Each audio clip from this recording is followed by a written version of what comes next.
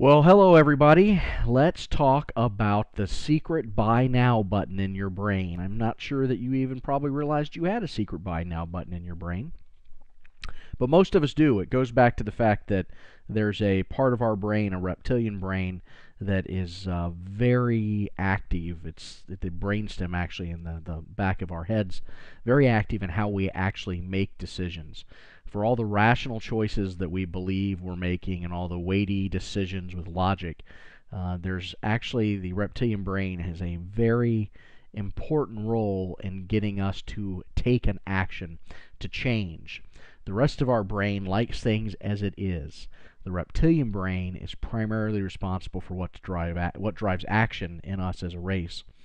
And there's 6 things that go on in stimulating that, and we're going to talk about them today. And the first one is brought to you by CAT, which is It's All Mine. Specifically, our reptilian brain focuses exclusively on it's all about me. Altruism, being of service, giving to others, those are higher brain functions.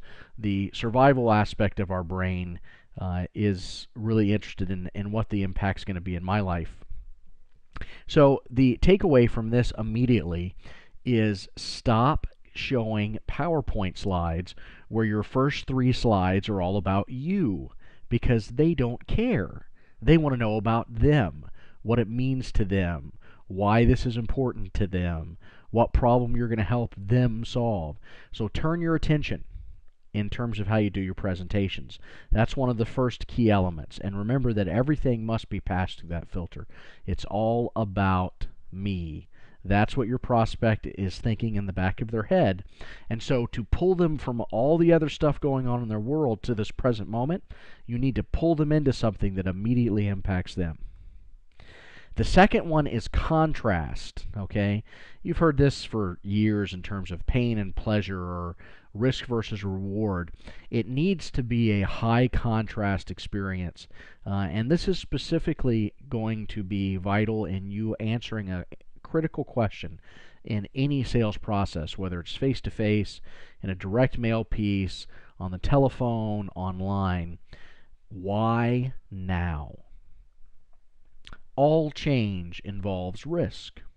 All change involves some sort of work. There is no such thing as buying something that doesn't then require me to do something with it. And so part of my It's All About Me wants to keep things stable, because that's less work. The reptilian mind is trying to conserve effort and activity. So a high contrast message of what it's like and what it could be has to be painted to create that action. And that's where we really need to bring forth the pain and demonstrate the pleasure of what can occur when change happens, because we need to beat that risk-reward issue.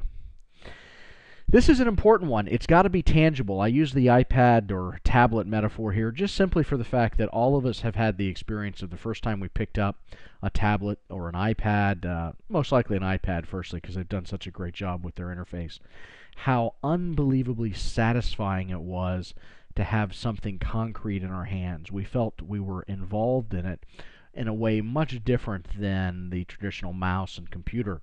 And same thing is true for your stories, your sales stories, is they need to have concrete, tangible information they can pull. Numbers are one way. Numbers are concrete and real. But anything you can do to bring them into an experience of what it would be like to actually use whatever it is you're offering is vital. Right? Tangible results are key. That's one reason why so many companies talk about how a proof of concept once in place is radically effective in terms of driving sales. Start and finish. Most of us build up the most important part of our slide or stories in the middle, and that happens to be what we forget the most.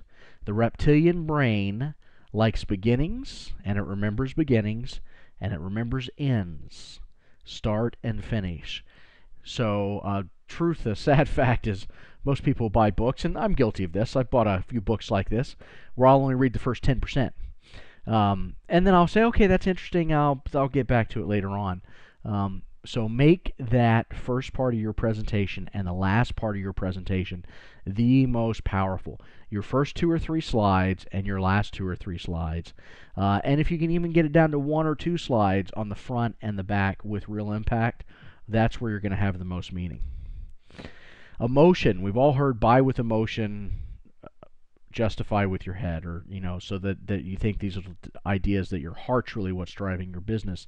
And to some extent that's true. We're not just emotionally driven, and that's why there's 6 stimuli altogether, but emotion do play an important part. Sometimes this is harder to create in complex sales, that aren't, a CRM tool, for instance, or security software.